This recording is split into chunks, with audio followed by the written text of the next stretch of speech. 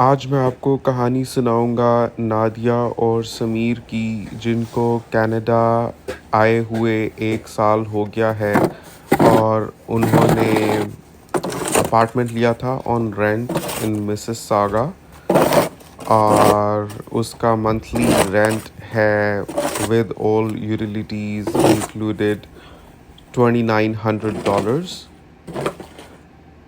वो अपने साथ लगभग 50,000 कैनेडियन डॉलर्स लेकर आए थे इन प्रूफ ऑफ फंड्स। तो 1 साल बाद उनकी क्या सिचुएशन है, पाकिस्तान से मूव करके आए थे और वो किस मुश्किल का शिकार हैं, आज की इस वीडियो में मैं आपको बताऊंगा और साथ में मेरे पर्सपेक्टिव से कैसी चीज़ें होनी चाहिए थी और क्या उसका हल है वो भी बताऊंगा। लेकिन सबसे पहले इस वीडियो को एक थम्स अप दे दें और चैनल को सब्सक्राइब कर लें। बैकड्रॉप पर आप देखेंगे कि मैं बर्फ़ साफ़ कर रहा हूँ क्योंकि इन दिनों ओंटारियो में बहुत स्नोफॉल हो रही है और एक दफ़ा मैं क्लीनिंग करता हूँ तो 2 घंटे बाद फिर ऐसे ही हुआ होता है पाथवे जैसे बर्फ़ पड़ी हुई हो, तो सफाई बार बार करनी पड़ती है और इसी वजह से बार बार करता हूँ क्योंकि इकट्ठे मोटी लेयर उठाना और ज़्यादा मुश्किल होता है और बर्फ़ की निचली तहें जम भी चुकी होती हैं किसी हद तक। इसलिए साथ साथ बंदा करता रहे तो वो बेहतर होता है। तकरीबन मुझे आधा घंटा लगता है इन एवरी शिफ्ट जब भी मैं इसको ये करता हूँ। बहरहाल आप देखिएगा क्योंकि ये भी कनाडा की लाइफ की एक रियलिटी है, but it is not the only defining feature of Canadian life style. सिर्फ ये कहना चाहूँगा कि अगर आप कनाडा आते हैं तो मेंटली तैयार रहिएगा कभी कभार बर्फ़ साफ़ करने के लिए भी, क्योंकि विंटर्स में भी कोई हर वक्त ही स्नो नहीं पड़ती रहती और इवन अगर स्नो पड़ती भी हो तब भी आपको साफ़ करनी है या नहीं, डिपेंड्स कि आपका घर कहाँ है, आपने कॉन्डो लिया है, अपार्टमेंट लिया है या आपने टाउन हाउस लिया है, डिटैच्ड होम लिया है या बेसमेंट ली है, तो उस पर डिपेंड करता है। खैर यहाँ पर तो हम भी रेंट पर ही रह रहे हैं और प्रिंसिपली ये चीज़ कॉन्ट्रैक्ट में इंक्लूडेड नहीं होती। ये मतलब रेंट जो पे कर रहे होते हैं टेनेंट्स ने नहीं करना होता, बट अपनी ईज़ के लिए मैं ये कर देता हूँ। वैसे भी कनाडा में थोड़ी सी एक्सरसाइज होनी बहुत ज़रूरी है, कभी कभार बंदा निकल कर स्नो शवलिंग कर दे तो ज़रा वार्म अप हो जाता है सर्दियों में, वरना तो आपने बस एक जगह जम कर बैठे ही रहना होता है अनलेस आप जिम चले जाएं, but out of the way जाकर जिम भी रेगुलर नहीं हो सकता, इसलिए आई डोंट माइंड। अच्छा, हैविंग सेड दिस, आपको मैं बताता हूँ कि नादिया और समीर की क्या कहानी है। तो नादिया और समीर आए थे कनाडा 2024 के जनवरी में। अब उनको 1 साल तकरीबन 1 महीना होने लगा है और 1 साल 1 महीने में उनको जॉब नहीं मिली। उन्होंने मुझे बताया व्हाट्सएप पर, आपको पता है मैंने अपना नंबर दिया होता है डिस्क्रिप्शन में, तो लोग अगर मुझसे बात करना चाहते हैं तो व्हाट्सएप पर मैसेज छोड़ देते हैं या मेरा ईमेल एड्रेस है उस पर भी मुझे कांटेक्ट करते हैं। बाय द वे, सिर्फ इसलिए कि याद आ गया कि मुझे कुछ ईमेल्स आई थी, कुछ फैमिलीज़ हैं जो हमसे मिलना चाह रही हैं, तो इंशाल्लाह उनको मैं रिस्पॉन्ड बैक करूँगा। अभी ज़रा मौसम खुल जाए, सर्दियों में किसी से भी मिलना मुश्किल है फ़िलहाल, लेकिन इंशाल्लाह जब मौसम ज़रा खुलेगा तो जिन जिन लोगों ने अप्रोच किया है तो इंशाल्लाह we will try to respond back positively. अच्छा, नादिया और समीर की बात को कंटिन्यू करते हैं। तो उन्होंने भी मुझे कांटेक्ट करके अपनी कहानी सुनाई और मुझसे अपना मशवरा मांगा, तो मैंने सोचा कि वीडियो बनाकर ही बता दूंगा ताकि सब लोग सुन लें मेरे पर्सपेक्टिव से कैसी चीज़ें होनी चाहिए। मैं समझता हूँ कि बेसमेंट में जो हम रह रहे हैं ना, फॉर द इनिशियल मंथ्स और years of our journey from Pakistan to Canada is nothing less than a blessing for us. लोग मुख्तलिफ़ तरह से देखते हैं और हर एक का अपना पर्सपेक्टिव है, and that is guided and driven by there unique life experiences and thought processes. लेकिन मैं ये कहूँगा कि अल्लाह का शुक्र है जितनी हमारे अंदर रिजिलियंस और अडेप्टबिलिटी है, तो इन चीज़ों के होते, और अभी हमारा फैमिली साइज़ भी छोटा है, बच्चियां छोटी हैं माशाल्लाह, तो हमारे लिए ये मुमकिन भी था। And plus our basement is not so bad. लोगों की तो बहुत छोटी छोटी खिड़कियाँ होती हैं, लीगल बेसमेंट्स भी नहीं होती। इट्स नॉट लाइक माई, मैं समझता था मेरी बेसमेंट भी वॉक आउट है। ये मेरी एक कोलीग से बात हुई। उनका तो अपना डिटैच्ड होम है और कितने ही घर हैं उनके ऑब्वियसली। तो उन्होंने मुझे बताया कि जो मेरी बेसमेंट है that's not a walkout basement. Walkout basement वो होती है जिसमें आप अपने दरवाजे से बाहर स्टेप करें तो आप सड़क पर निकलें। लेकिन हमारा बेसमेंट, जैसे मैंने आपको वीडियो के शुरू में दिखाया था, ऐसी है। जब मैं दस्ताने पहन रहा था कि मैं दरवाजे से निकलता हूँ तो मुझे सीढ़ियाँ चढ़नी पड़ती हैं और फिर मैं ग्राउंड लेवल पर आता हूँ। सो मैं ये कह सकता हूँ कि हमारे बेसमेंट की सेपरेट एंट्रेंस है और प्राइवेट एग्ज़िट है और एंट्री है। लेकिन ये नहीं कह सकता कि हमारी बेसमेंट वर्कआउट बेसमेंट है। पर अगेन वी डोंट माइंड, हम लोग जवान हैं और हमारे जोड़ों शोड़ों में दर्द नहीं है माशाल्लाह। और सीढ़ियाँ भी स्लिपरी नहीं है क्योंकि टाइल्स भी नहीं हुई हुई, कंक्रीट की सीढ़ियाँ हैं। So it's manageable. और सीढ़ियाँ भी बहुत ज़्यादा नहीं है, 7-8 स्टेप्स ही हैं। ना ज़्यादा ऊंचे हैं ना ज़्यादा बहुत ही छोटे छोटे स्टेप्स हैं। So it's manageable, we don't mind. अच्छा, लेकिन just to clarify the concept of what is workout basement, तो वो मैंने सोचा आपको बताता चलूँ। Coming back to the topic again, तो नादिया और समीर आए कनाडा $50,000 लेकर, और मिसिसागा में उन्होंने अपार्टमेंट रेंट किया और उनकी सिर्फ एक बच्ची है। तो एक बच्ची के साथ उन्होंने अपार्टमेंट रेंट किया जिसके वो 2900 ऑल बिल्स इंक्लूडेड देते आए हैं। तो मैं समझता हूँ कि this has been a very expensive deal for them, specially जबकि वो फ़ायदा उठा सकते थे अपनी छोटी फैमिली का। मैं समझता हूँ जब फैमिली साइज़ बड़ा होता है या बच्चे आपके बड़े बड़े होते हैं तो फिर इंसान की ज़रूरत ही होती है बड़ा घर, और वो लेना नागुज़ीर होता है। आप छोटी जगह पर रह ही नहीं सकते या किसी सस्ते ऑप्शन में रह ही नहीं सकते। लेकिन एज़ लॉन्ग एज़ आपके बच्चे छोटे हैं या आपके बच्चे कम हैं तो आप प्रिविलेज्ड हैं इस लिहाज से कि आप कम स्पेस में भी गुजारा कर सकते हैं। सो जहाँ उन्होंने 2900 का मिसिसागा में अपार्टमेंट लिया, they could have looked for basement. 1 bed ना लेते, बेशक 2 बेड ले लेते। आई एम श्योर उनको कोई फीजिबल ऑप्शन मिल जाती $2000 तक। हम अपनी बात करें तो हम तो 2 साल पहले आए थे, तो हमारे यहाँ जो फैमिली फ्रेंड्स हैं उन्होंने पहले से बेसमेंट, हमने उनको कह रखा था तो उन्होंने हमारे लिए सॉर्ट आउट की हुई थी। और हमारा कॉन्ट्रैक्ट पाकिस्तान में रहते हुए ही हो गया था और हम यहाँ डायरेक्ट ही लैंड हुए थे, जिसकी वजह से हमारा एयरबीएनबी में स्टे करने का एक्सपेंस भी बच गया। बिकॉज़ अदरवाइज़ हमारे पास क्या ऑप्शन थी बजाय इसके कि हम एयरबीएनबी करते और उसमें हमारा 4-5 हज़ार डॉलर तो भुगता ही, और उसके बाद भी होम शोइंग्स के लिए वक्त निकालना विदाउट एनी कार। और सर्दियों में हम आए थे फरवरी में, तो बहुत ही इनकन्वीनियंट होता। और उसके बाद हम क्या करते हमें नहीं पता था। लेकिन इतना ज़रूर कह सकता हूँ कि because we were totally inexperienced उस वक्त, अगर हमें कोई ये कह देता ना कि कनाडा में बेसमेंट में रहना बहुत मुश्किल होता है यार, एक दफ़ा बेसमेंट में घुसोगे तो आप पछताओगे। इसलिए बेसमेंट का तो सोचो भी मत, डायरेक्ट कम अज़ कम अपार्टमेंट से शुरू करो। अगर हमें कोई ऐसे कहता उस वक्त तो हम मान जाते और हम अपने कनाडा में ज़िंदगी के सफ़र का आगाज़ ही अपार्टमेंट से करते हैं।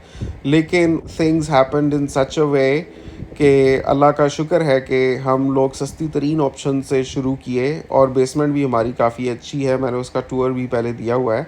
So that has saved us a lot of money, not only because के हमें एयरबीएनबी में नहीं जाना पड़ा, बल्कि ऑल्सो बिकॉज़ हमारा जो इवन फर्स्ट मंथ का रेंट था ना वो उन्होंने हाफ चार्ज किया था। Because we landed in Canada on 17 फरवरी, तो उन्होंने 15 to 28 फरवरी तक का मतलब हाफ मंथ फर्स्ट मंथ का चार्ज किया था। So we only had to pay $900 there. सो 900 तो वो भी हमारी सेविंग हो गई थी। और फिर उसके बाद 1800 है हमारा पर मंथ का रेंट। तो 1800 as compare to 2900 is straight saving of $1100 a month.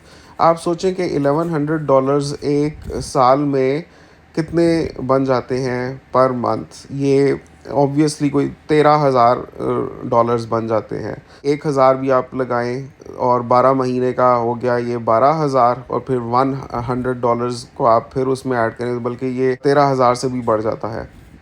सो $13,000 एक सेविंग है, एक बड़ी अमाउंट है। लोग बचा नहीं सकते बिकॉज उनकी इनकम्स ही इतनी कम होती हैं, या because of after taxes and high cost of living people have a hard time even saving $10,000। 13,000 में एक अच्छी गाड़ी आ जाती है आपकी। मैं ये एडवाइस करूँगा नए आने वालों को, स्पेशली छोटी फैमिलीज़ वालों को, या जिनके बच्चे छोटे हैं, कि consider moving into basements first. हमने तो बहुत ही मिनिमल से गुजारा किया कि हम 1 बेड बेसमेंट से स्टार्ट किए। अगर आप समझते हैं कि आप में इतनी गुंजाइश नहीं है गुजारा करने की, तो आप 2 बेड की बेसमेंट से स्टार्ट कर लें। लेकिन कंसिडर दिस, मैं ये कहूँगा, एटलीस्ट लोगों की बातों पर मत जाएं कि बेसमेंट में रहना मुश्किल होता है। Consider finding yourself a good basement that would help you save a ton of money in the long run. अच्छा, तो इन्होंने सीधा अपार्टमेंट लिया। अब देखें कि 1 साल में अगर जॉब नहीं मिली, तो ये जितनी सेविंग की मैंने बात की है, इतने में एक अच्छी गाड़ी आ जाए, तो उसमें कम से कम इंसान अपने लेवल पर डिलीवरी सर्विसेज तो दे सकता है। बंदा स्किप द डिशेस कर सकता है, डोर डैश कर सकता है, इंस्टा कार्ट कर सकता है, ऊबर ईट्स कर सकता है, ऊबर चला सकता है। बल्कि ये 13,000 तो मैंने बात की कि सेविंग्स की खाली, इसके अलावा जो बंदा $50,000 लेकर आया हो, आई एम श्योर कि 10,000 तो वो स्पेयर कर ही सकता होगा गाड़ी के लिए। सो ऐट दैट 10 टू दिस 13, तो आप 23,000 में ऐसी गाड़ी ले सकते हैं जो आपकी कई सालों तक ऊबर चलाने के लिए भी एलिजिबल रहेगी।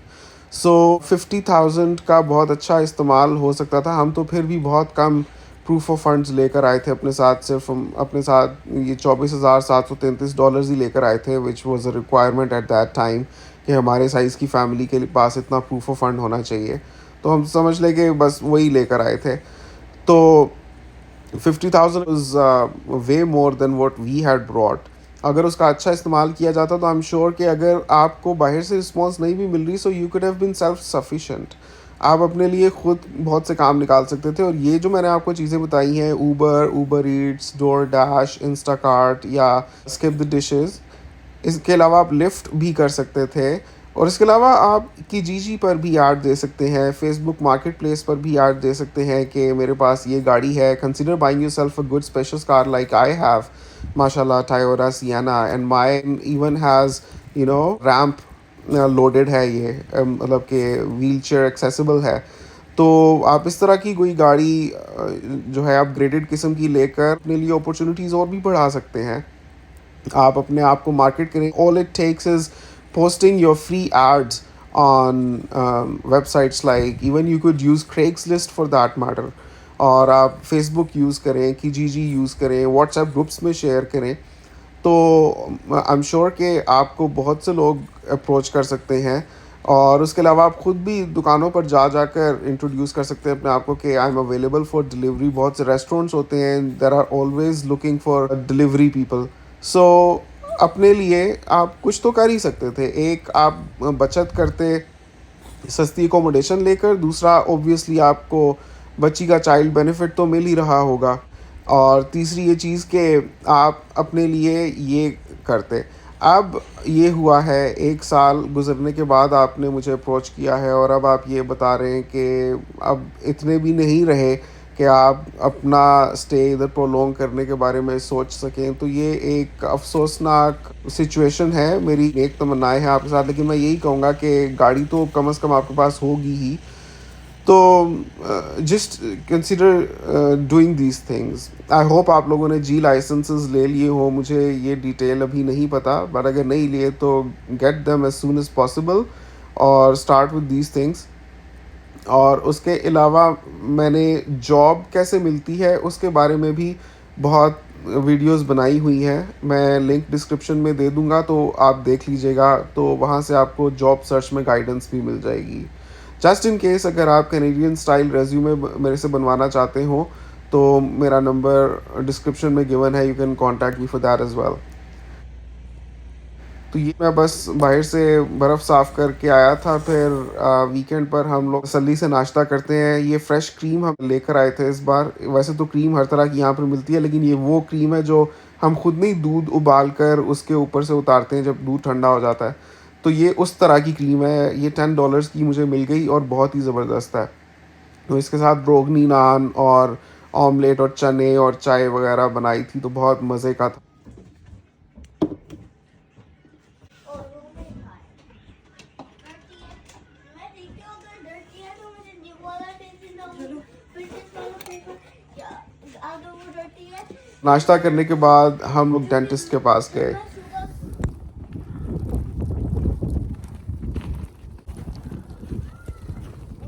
Could you find it? no I'm sleeping there with my foot बेटा नहीं है ना, आपका रबर गुम गया है। नहीं डॉपर नहीं है रेसर इरेजर जी हम नया ले लेंगे। नहीं लेकिन पता नहीं हाँ उसने किधर से लिया है एक इरेजर गुम गया है जोहा का, कार्टून्स वाला। 2 सेंट का इतना मसला बन गया है। गाड़ी में बैठते हुए उसके हाथ से नीचे गिर गया था, तो तब से बर्फ़ में वो खोया हुआ है। तो 2 दिन से मेरे पीछे लगी हुई है कि मुझे वही वाला चाहिए। मैंने कहा उससे अच्छे मंगवा देता हूँ, कहती है नहीं मुझे वो ही चाहिए। वो इसको गिफ्ट दिया था इसकी फ्रेंड ने स्कूल में। तो डेंटिस्ट के पास इसलिए जा रहे थे क्योंकि मुझे अपनी कैविटीज़ फीलिंग करवानी थी। जो पहले रूट कनाल करवाई थी पिछले साल, उसका मैं क्राउन अभी तक तो नहीं लगवाया। ऐसे ही माशाल्लाह बिल्कुल सही चल रहा है। मुझे नहीं पता कि उसका कब लगवाना है। सोचता हूँ कभी शायद पाकिस्तान जाऊँ तो वहाँ से लगवा लूँ, बिकॉज़ यहाँ से तो $1500 का लग रहा है और that is not covered by insurance. तो उसकी बजाय जो बाकी कैविटीज़ हैं, अगर उनको वक्त पर ना ट्रीट किया जाए तो वो रूट कनाल सिचुएशन ही बन जाती है। कम से कम उनको मैं पहले से सस्ते में पकड़ लूँ तो तकरीबन $350 एस्टिमेट है। एक कैविटी का तो 2 कैविटीज़ हैं, क्योंकि दो जो दांत साथ साथ जुड़े हुए हैं दोनों में, वो एक ने दूसरे को भी लगा दिया, तो दोनों की फिलिंग्स होंगी तो it would be around $660 just for the cavity filling. तो बहरहाल that is covered up to 90% by our workplace insurance, तो उसके लिए जा रहे हैं। तो एक दफ़ा ये कैविटीज़ फिल हो जाएंगी तो उसके बाद फिर एक कंप्लीट ओरल एग्ज़ाम करवाऊंगा और डेंटल क्लीनिंग करवाऊंगा, बाकी जो रहती होगी इंश्योरेंस की पैसे उसमें से। And then when it renews next year इंशाल्लाह, तो फिर फर्दर चीज़ें देखेंगे। वैसे तो मैंने अपनी ओरल हाइजीन का इतना ख्याल रखना शुरू कर दिया कि उम्मीद करता हूँ इसके अलावा और कोई मसला नहीं होगा। सो बहरहाल वीडियो को रैप अप करने से पहले मैं ये थोड़ी चीज़ें बताना चाहूँगा नादिया और समीर की केस स्टडी के बारे में, कि आई थिंक के पैसों की कमी नहीं थी, लेकिन I would say the problem has risen because of mismanagement of the funds they had. वो लिमिटेड मीन्स में ज़्यादा सेविंग्स कर सकते थे, और अगर जॉब नहीं मिल रही थी तो अपने लिए खुद वो चीज़ें स्टार्ट कर सकते थे। समटाइम्स ये होता है कि हम जब अच्छे कहीं से जॉब करके आ रहे होते हैं ना, मिडल ईस्ट से या पाकिस्तान में भी किसी हाई पोस्ट पर लगे होते हैं, तो यहाँ पर आकर लोग जो गुजारे लायक काम होते हैं वो करने में भी आर महसूस करते हैं। मैं तो बिल्कुल ही सिफर से स्टार्ट करने के माइंडसेट के साथ आया था, तो मैंने इवन डिश वॉशिंग की जॉब्स के लिए भी अप्लाई किया था। मैं टिम हॉर्टन्स में भी अप्लाई कर रहा था। तो वो तो अल्लाह का शुक्र है कि मुझे उनसे काफ़ी ईजियर और काफ़ी ज़्यादा रिवॉर्डिंग जॉब्स मिल गई, लेकिन मैं उनके लिए मेंटली रेडी था और मैं अप्लाई कर रहा था, and I was looking forward to hearing from those places. तो एक ये भी मैं कहना चाहूँगा नए आने वालों को कि अपने स्टैंडर्ड्स ख़त्म करके आएँ यहाँ पर। अगर आप समझते हैं कि आपकी जो background and experience and education है उसके लिहाज से आपको जॉब नहीं मिल रही, तो consider yourself getting some cheap and quick licences. बहुत से ऐसे लाइसेंसेस होते हैं। आप सिक्योरिटी गार्ड का लाइसेंस ले सकते हैं, फोकलिफ्ट ऑपरेटर का लाइसेंस ले सकते हैं, आप इवन ऑब्विक लाइसेंस ले सकते हैं। That is also quick and cheap to get, जिसके बाद आप कार्स सेल कर सकते हैं। और ये इस किस्म के काम है that never go out of trend, या कभी भी इतने लोग नहीं होते कि इनकी रिक्वायरमेंट्स को फुलफ़िल कर लें, बिकॉज़ इनकी ज़रूरत हमेशा रहती है, स्पेशली सेल्स एजेंट्स की तो हमेशा ही ज़रूरत रहती है और हर इंडस्ट्री में रहती है।